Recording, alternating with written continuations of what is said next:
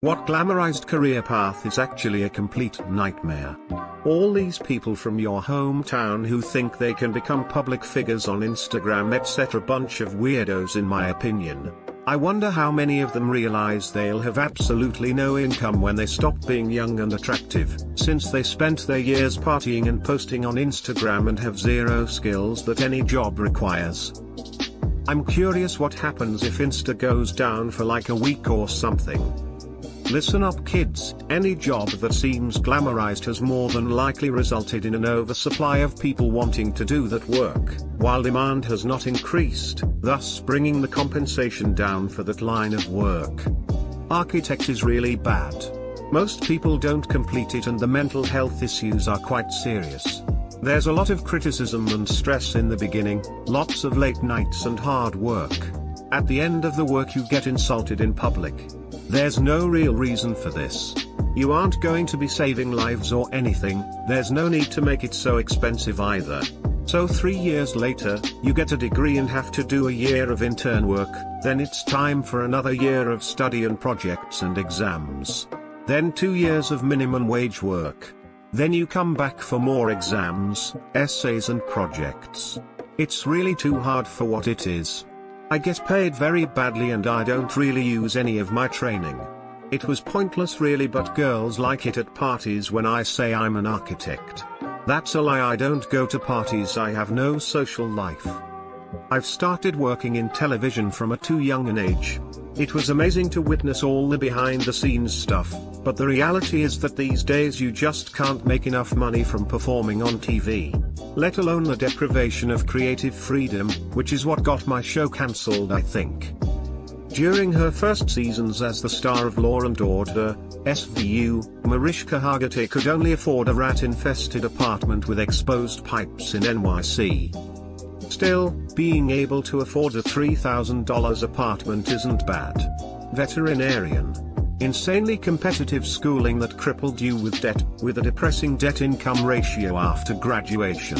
Most of your patients don't like you, and most of the owners think you're getting rich upselling them unnecessary services when their dog's exploding eyeball cancer can be cured with raw organic exotic meats /CBD /coconut oil, but you're withholding that information because you're in bed with big kibble. High stress, stagnant wages, long hours, shit holiday leave. Rampant depression. Lost count of how many colleagues have committed suicide. Sometimes tempted to join them. Big kibble dying. It's a real thing. A lab at my university runs a dog aging study and they are often criticized for being sponsored by Purina. Teaching for sure. I mean, people know it sucks, but still the idea of becoming a teacher and changing the lives of children simply by caring enough exists in a lot of people, and sadly it's just not like that. The very sad truth is it doesn't matter how much you care. There are so many people who just want to make your job near impossible and people drop out of the position left and right. I find that it's often not the kids that burn out teachers, since they're just a product of their environment and still developing, so they can only control so much, but the district level and higher administration and the parents. The school I came from before I moved was one of the tougher ones to handle kid-wise, but their parents were whack. One student towards the end of the year was a particularly tough case behaviorally, an angel to their parents but a nightmare for myself, their fellow teachers, and administration. Student came from another school where they exhibited the same behaviors and then got sent to us because they couldn't handle the student anymore. As an ER with a flexible schedule, I was tasked with following this kid all day and taking notes in a composition book to discuss with the parents and the caseworker. Despite documented proof from myself, other teachers, and other members of administration, the students' parents refused to believe that their child could do these things, including hitting a teacher, me, and leaving marks that were documented in time-stamped photographs and witnessed by another teacher. They refused to believe that this child could do anything like that and that the whole district was out to get their child. And while this is on the extreme end, there are many parents who refuse to work with us in order to help their children succeed because they refuse to believe their child is anything less than perfect. Edit, thank you for the award, friend. I've been teaching for 26 years and oh yes, this We've just become an academy, and every science teacher in every school in the academy chain has to teach the same topic at the same time from the same PowerPoint. Zero creativity. Oh, and I've been physically assaulted twice this term, called a whore and been abused via FB, and I'm a well-liked, maternal type who hasn't struggled with behavior problems in the past. I think I've got 6 months left before I lose the plot and go AWOL. I am the official photographer at a famous beauty pageant, and it's not as glamorized as it looks. To start off, the girls barely sleep. You can always see them worn out and wearing eye bag patches at rehearsals. At the photo shoots I'm always a hot mess. I sweat, I get dirty because I have to drag around laying the floor, I run here and there, and on finals night it's a complete chaos. People running around, dressing rooms with clothes all over our place, makeup stains and so on. The video game industry. A lot of kids and teens want in it so bad because I grew up playing games blah blah blah, they take me to another world blah blah blah. Then you become an adult and learn that it's all math and physics, and making a video game has nothing to do with what you experienced growing up. It's all black screens of code, polygons, and being criticized for your work. What's worse, if you make games you probably never have the time to play them anymore. The gaming industry is notorious for implementing 60 to 80-hour work weeks. Even worse, depending on what company you work for, you may never have stable work. You finish a project and then the company tells you we don't have another project for your particular skill set. Then you gotta look for more work. And if all that wasn't bad enough, you'll probably never work on a game you want to work on. All those big, fancy games and indie darling on Steam are a very small fraction of what exists. Barbie's Horse Adventure? Those people got degrees and we're inspired by the same games as you. Crappy Candy Crush knockoffs? Same degree and inspiration. Stupid tabletop games that you only see in the family section at Walmart. Those also utilize game designers/programmers. Don't get into video games because you like video games. Get into video games because you're passionate about math and science. One thing you missed: if you do get into it, you'll likely lose the passion for playing them, because they're your day job, not an escape from it anymore. My mate used to love board games. Note the phrase used to. Then he opened a game store and they lost the novelty. Anytime he went to play one, he'd be looking at the board and thinking must do that tomorrow, or oh Christ, I knew I forgot something. Killed his entire passion for it. I've also heard that it's a lot like taking a film appreciation class. Once you learn about the craft you start to see the smoke and mirrors, and it becomes harder to enjoy these things because now you know how they work. Once I started learning about systems and mechanics, I started to be less interested in games, and now I'm much more critical. Very rarely do I find a game I can enjoy anymore because I know too much about their mate, and it really killed the magic for me. Going through college when you don't know what you want to do. More people need to hear this. And it's not kids. It's their fucking parents. More like their fucking teachers. We need to stop this attitude of equating college to success at life. A degree doesn't guarantee a good career, and several good careers don't require a degree. Political staffer. Most jobs in politics pay very little money and require you to work 80+ hours a week for a boss who is guaranteed to have a gigantic ego. You also have to look for a new job after every election day. Yeah, I found out halfway through my poli-sci degree that political jobs are all garbage. You get worked like a rented mule and loyalty only flows up. Everyone lurches from one job to another in a mass panic every 2 to 4 years. Now I make less money than I did before college, working a dead-end job that a high school dropout could do. Hooray education. That 2 years of Arabic along with the poli-sci really set me up for success. I don't know if nightmare is the word, but my wife has finally reached her lifelong goal of becoming a zookeeper at one of the top zoos in the US. She is very happy to have the opportunity to hand food to otters, have reindeer eat out of her hand, and brush okapi. However, she took on tens of thousands of dollars in student loans and did months of unpaid work at the zoo to get the job, which is seasonal, requiring she be off 2 months a year. She gets up at 4 a.m. and does farmhand-style physical labor for 8 hours a day for about $9 an hour with no benefits. I am thrilled that she reached her goal, and I am happy that she is happy, but I am pretty disenfranchised with the whole thing. Congratulations for her. And good job supporting her in her dream. Just stay focused on this is the beginning of a good career for her, and she has worked, sweated and bled to get here. I know it's really easy to forget that aspect when you want her to be recognized more, or make what she deserves. Investment banking. People talk about the fancy plane rides, expensive dinners, wild parties with your colleagues or a client. The reality of it is you're never truly off work, always on call like a surgeon. Works weeks are usually 60 to 100 hours and can be brutal if one follows another. It's really more like working from 9 a.m. to 10 p.m. in office and then get home to work another bit and have any given presentation ready stat. I've gone all-nighters followed by client meetings where all I have time for is a quick shower and a 7-Eleven coffee. Most people know it sucks for a while. The goal is to endure shit years for great pay to pay off student loans, then get a better job that pays even better. If you work for 5 years as an investment banker, your resume is already stronger than 99% of the applicants to most jobs. It's not a path I'd take, but a few years in investment banking, even without moving up the ladder, will set you up in your late 20s with no debt, very high pay, freedom, and an abundance of opportunities. Again, this is only after 5 years of hell. Farming on a large scale.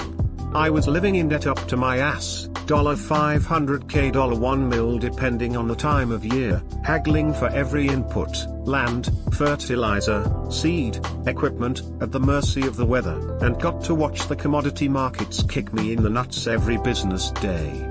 The real cherry on top was everyone thinking you are trying to kill them with GMOs and copious amounts of chemicals that we don't use. Not to mention farms are passed down through generations, so you've got a bunch of dead and living ancestors watching your every move. Oh, and a lot of farmers work a second full-time job for the health insurance. There's a reason farm suicides are high and farm accidents are higher. There's a million young rural FFA kids that would give their left leg for a chance to farm. Lots of people don't know how many farmers have a full-time job in addition to their full-time farms, so that their family can have some stability and they can subsidize, growing the food we eat. Third generation farmer here. Everyone in my family has at least a bachelor's degree in an unrelated field. It's just the cost of admission, it seems like. Till all career paths appear to be nightmares. The 40-hour workweek is soul-shattering bullshit. Society can do better. Wait. You get just 40 hours? Pro wrestling. Like a small chance of making not only WWE but any other company in general, and injuries and travel. Some people are forced to retire young even if you never been in the independent scene. WWE has an infamous schedule and travel time. I like all the pushes to get people into STEM fields, specifically science. They do all those demonstrations that make smoke or foam appear and make color changes. They are like, look, science is funsies, when in reality it's the most grueling, repetitive, high-stress, miserable work you can get, plus countless industries just contract out the positions so you aren't even guaranteed benefits, plus any business is first and foremost a business, so you have to spend countless hours in boardroom meetings explaining science and why things won't work to people who think the disk drive on their computer is a drink holder. Science is just spending weeks or months planning and researching and designing an experiment, spending a day running it 20 times when even if it's the coolest experiment you're sick of it by the third time, tediously crunching thousands of numbers, and then writing a paper about it. For all of you smart kids with advanced degree from top 50 colleges, don't go into consulting. You can do better. Find a line of work that is not as soul-sucking and energy-draining. Those frequent flyer miles and free hotels, whining and dining in glamorous suits are just a smokescreen to cover up the misery from constant traveling, networking, guaranteed overtime, and no weekends are not worth it. Many people do it as a stepping stone to a real career, which is smart. Staying in consultancy for 5+ years will likely turn your life upside down. I was one of those smart kids. I had planned to do it short-term out of college before going to a master's, but figured if I liked it I'd be open to staying. I'd sum it up as fun at first because you're probably consulting on something you find interesting, but it gets worse over time. You'll probably be good at it because it's interesting and you're smart. People will recognize you're good at it and thank you for it by giving you more work to do. We want to give you more responsibility, they'll say, as if it's a promotion. But at least it's interesting enough work. If you're really good at it, people will recognize it by pumping up your ego too in order to get on your good side. This was actually a good thing for me in hindsight. I needed some more confidence in my ability coming out of college. But there were times I'd think back to some interaction and realize I'd been a real arrogant prick. The work doesn't stop, though. After a while you'll learn that if you really want the big bucks, you'll spend more of your time finding people with money and trying to convince them you're really smart and that they should give you money for that. If you succeed in that, you'll get to pass the actual work on to someone else while you spend more time doing the last step. Now you're a company man/woman and your life revolves around building the company and getting more projects instead of building a good life with that cash they're paying you. I was really happy when I turned in my resignation to go to grad school. Edit, formatting and some extra thoughts I had about it. Most career paths, glamorized or not, can be a nightmare if you have a shitlord for a boss. A good boss will make a crappy job manageable. A bad boss will make the best job in the world miserable. My job is perfect for me, I'm surrounded by wonderful people, I've never felt so much like I belonged somewhere, it's a dream. But I've been looking for another job on and off since the day I started solely because of my boss. She's been on sick leave for a couple of months, and seeing my hair start to grow back in clumps is a bit of a wake-up call. Medicine, a close friend is a doctor, he doesn't have a life. Yeah, you study and intern for all those years, and your reward is to be overworked in a crumbling public sector and fight to get your patients what they need. Fuck insurance companies and how much they dictate care and demand so much time from practitioners and their staff. Chef. Long hours, shitty environment, nothing is ever good enough. I have a friend who's a very successful chef. He always told me, if you love cooking, just cook for friends. This was the major thing going to culinary school taught me. I'm a good cook, it's fun and relaxing, thought I should make money doing what I love. Professional kitchen work gave me ulcers. Modeling, too competitive and not enough food. Also, you will have to deal with a lot of fake people who took off of the ground too much. Judging by this thread, all careers. Also being unemployed. Or alive. I mean, come to think of it, I've never had a dead person actually tell me it sucks being dead. Flight attendant. The travel would be amazing, but let's face it.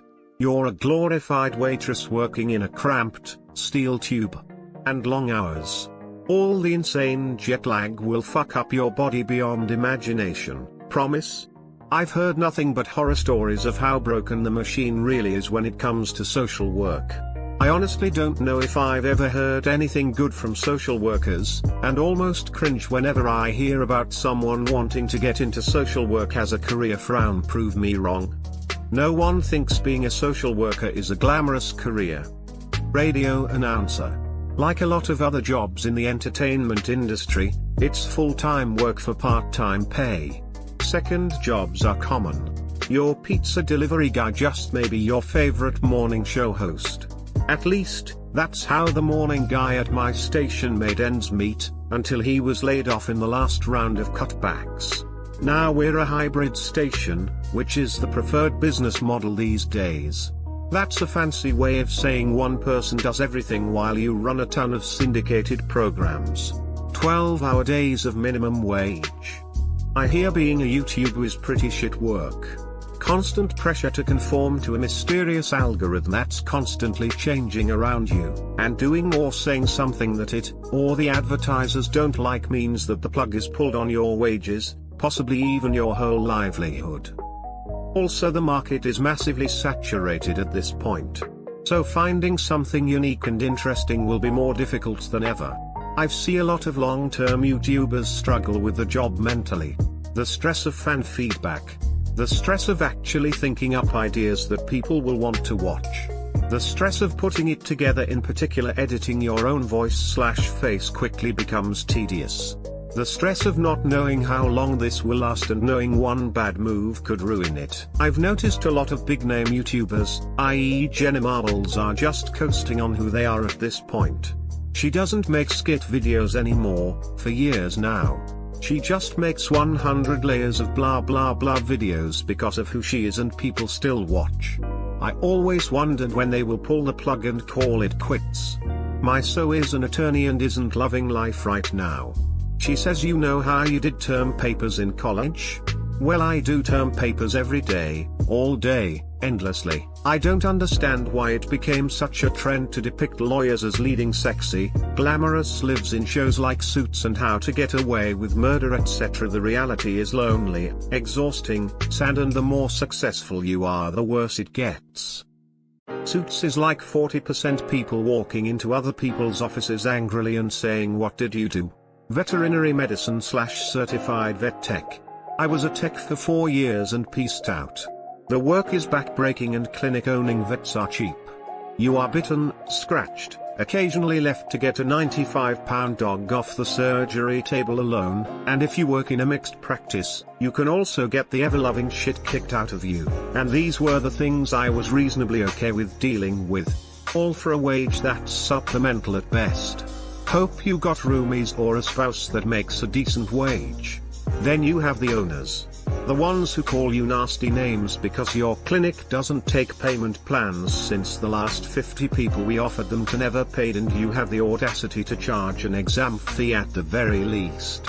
The ones who don't train their purse dogs and then screech at you when you get bitten because fee is a holy terror. And your patient's dying.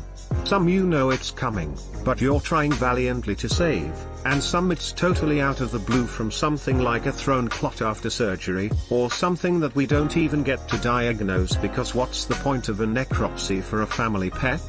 There's a reason the suicide rates among veterinarians is so high, and a reason a lot of educated veterinary technicians, basically animal ends, we did everything but diagnose, prescribe, make a prognosis and perform surgery, don't last very long in the profession. My husband worked as a vet tech. He worked at a specialty clinic where most of the patients were surgeries or cancer treatments. He worked night shifts, so most of his job was cleaning, doing laundry, giving meds and helping dogs to go out to potty. He said there were times a dog was euthanized in the morning and had been left in the room all day, and he would have to deal with it when he got in at 11 p.m, or there were dogs who would come in for knee replacements because they are overweight. Owner would drop them off and not come back until dog was clear to go home. Vet would tell owner to get dog's weight down. Dog would come in months later with another blown knee and no lighter. Not just one dog, but a good portion of their client base were either overweight dogs or tiny dogs that were placed on countertops. The amount of neglect made my husband leave. Yes, there was definitely that too. I've got plenty of stories of people getting angry with me as I told them their cat was going to get diabetes and or kidney disease way too early because it was so fat it could hardly walk, almost like I was calling them fat. The dog that came in covered in festering sores and maggots that wasn't trained for therapy, but the owner told a story about him holding down their kid during a seizure anyway. How's that for gratitude? I mean, sure, there were some lovely moments, like snuggling somebody's new puppy or kitten, or a patient that leaned into you for comfort as you administered treatment. Those things made it bearable while I was doing the work, but couldn't overcome everything else. Behavioral health. I spent a long time working towards a career in therapy, and I've noticed that a lot of new people looking to get into the field go in with the starry-eyed I want to help people mentality. I did, too. You do help people, but it is fucking hard to help people. A lot of jobs are high-stress/low pay type of deals, because a lot of the jobs available are through non-profits that only have so much funding to go around. You are vicariously exposed to other people's trauma, and it does affect you, no matter how good you are at creating boundaries and practicing self-care.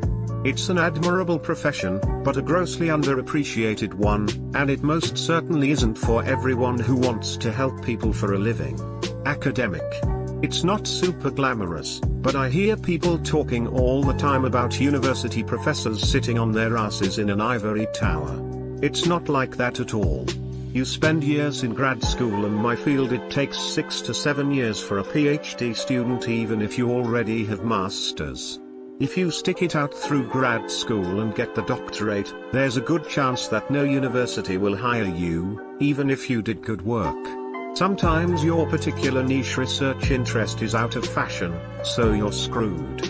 If you are lucky enough to get a tenure-track job in your field, you're constantly balancing teaching, research, writing articles and monographs, begging for funding, networking at conferences, serving on committees, reviewing other people's books, and generally trying to justify your existence to a crumbling system of higher ed that's suffering from budget cuts. Academics usually are able to work in fairly safe environments, but not always. Fieldwork can mean diseases, parasites, and political violence. Lab work can mean back pain, repetitive motion injuries, and long-term exposure to dangerous substances. The hours alone, I'm in grad school, and I work 60 to 70 hours per week, grind you down.